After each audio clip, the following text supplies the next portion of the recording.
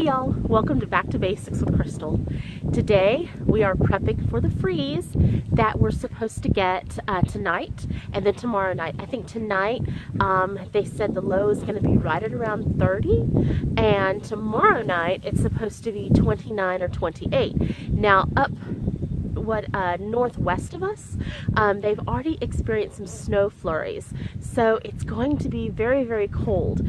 So I did my very last harvest. I've got some eggplants, some tomatoes, poblano peppers, chili peppers, and bitter melons. Thing I didn't harvest out is the lemongrass you see back behind me. I didn't harvest that out because I don't think it's going to get cold enough, and I'm running out of time. So I did the final harvest of everything that I'm afraid is going to have frost damage, and then getting delicate plants moved into the greenhouse. Hey Logan.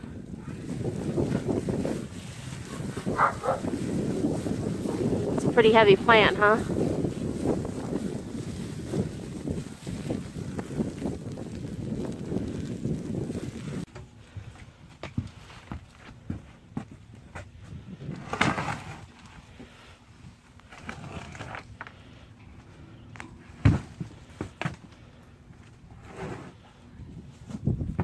Awesome.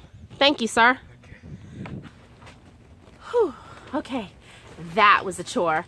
The half whiskey barrels that the camphor limes are in are so incredibly heavy. They are so heavy. I will go through probably tomorrow and harvest out a lot of leaves and some peppers off of this plant.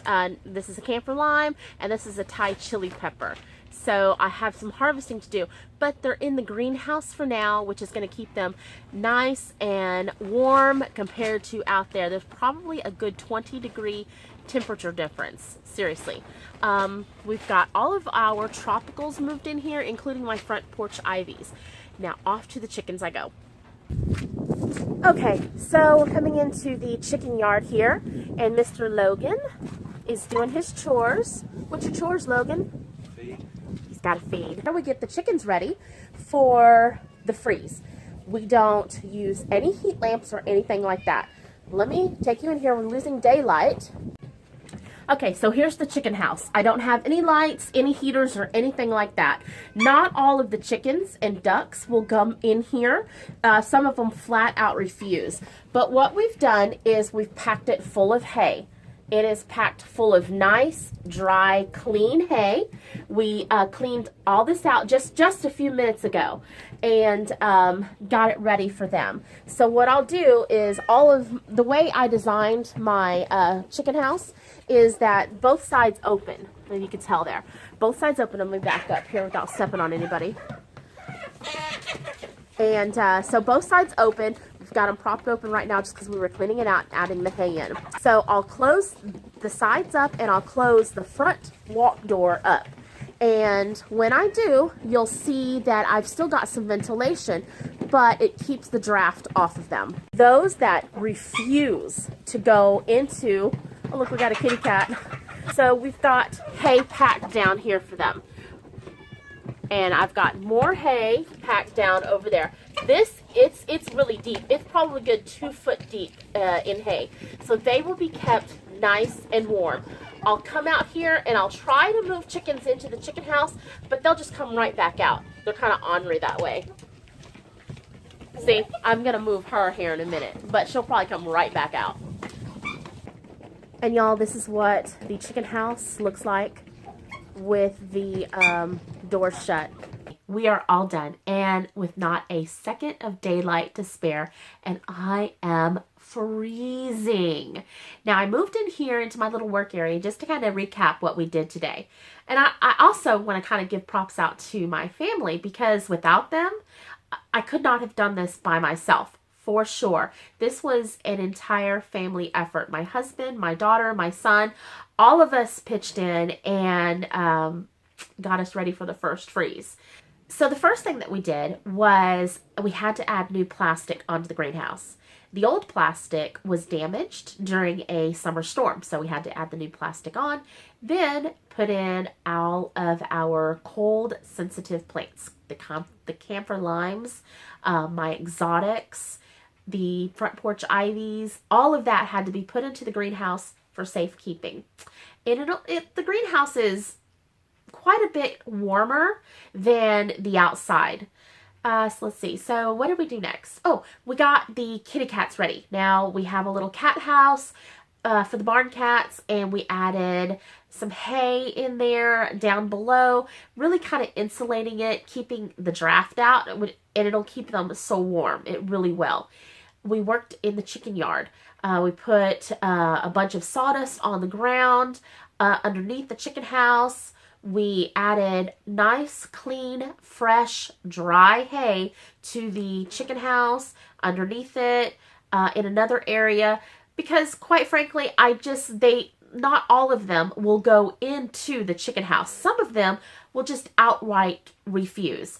I'll go out there again here pretty soon and try to coax some of them in there, picking them up and putting them in there. But the probability of them staying in there is kind of slim to none. We'll try it out anyway. Now, some of you may wonder, do I use a heat lamp? The answer is no. I don't believe in them. I don't even use a heat light in my chicken house. I do have a light out there in case I need it, in case there's a problem, but I don't use one. I let my ladies take a break during the winter. I'm getting like 1 or 2 eggs a day right now out of all the chickens and ducks. I'm not getting any duck eggs right now. So I let them all take a break during the winter. I let them take a break. Everybody needs a vacation, right? Why do I not use a heat lamp? Well, every year, and this is kind of my PSA, every year, so you see it across the country, chicken houses catching on fire, garages catching on fire, people's houses catching on fire because their chicken house is right next to the house. And, lots of lives lost. And I'm talking about poultry lives. How does this happen? The cause of chicken house fires is heat lamps or heat lights. What happens is, a particle of dust, it doesn't take very much, will kind of fly up into the heat lamp or heat light and can start a fire. We see it over and over again. How does that dust get up there? Well, chickens are not, they don't stand still like this. They will actually flap their wings, and when they do, and they jump around and things like that, when they do, dust goes flying and it could cause a fire. So unless you live, and even, I don't know, even if, people in the very, very far, far north use heat lamps. Down here, we don't need them. The chickens have down, the ducks have down. They keep very, very warm. You just want to keep the draft off of them, but still allow some ventilation. I've seen it every year where I have chickens that just outright refuse to go into the house. And even when I make them, they come right back out. So I just make sure that they have nice, dry hay to kind of lay in if that's what they want to do. My PSA, you do not need heat lamps, especially down here in the South. Now, if you live, far up north, your temperatures are a lot colder than ours. You might want to check with the homesteader in your area, because I simply don't know. I know that there's a lot of people, even in the far, far north, that advocate no heat lamps. Now, of course, with babies in a brooder, you'll have a heat lamp, a heat light, but those babies are not flapping their wings like a big chicken is going to do. So we just keep them draft free, ventilated, and they'll be perfectly fine. They really, really will. I have not lost a chicken because they froze to death. I just have not. Even the meat birds I have out there, I don't believe any of them. They're fully feathered out. They'll be perfectly fine. I even took one of my meat bird roosters and stuck him in the house, and he came right back out. Got back up on his perch. It's just the way it is. So we make sure that we secure them down, make sure they have plenty of hay, plenty of warmth, without a draft, and the rest is kind of up to them. So really, that is it for my video today. Just kind of getting ready for the cold to hit. I've got to go finish dinner. I've just got to debone that chicken and make my sauce really nice and creamy. It's the soup tonight that we're having, since it's so cold, is a Trim Healthy Mama or a keto version. It's a low carb version of a chicken enchilada soup. So let's go finish and have dinner.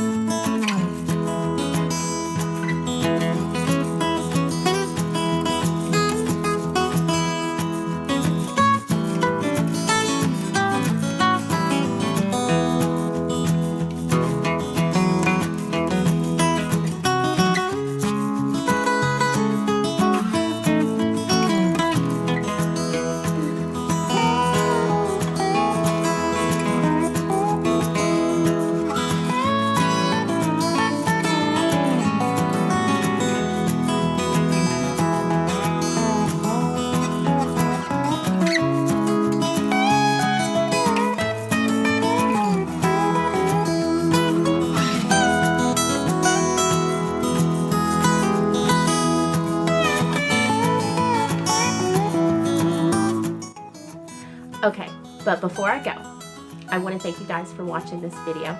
If you like it, please subscribe. Don't forget to hit that subscribe button. Give me a big old thumbs up. And don't forget to share this video on your social media. If you have any questions, go ahead and post them below. I love questions. If you have any suggestions, love those too. And until we talk again, you guys have a blessed day. Bye now.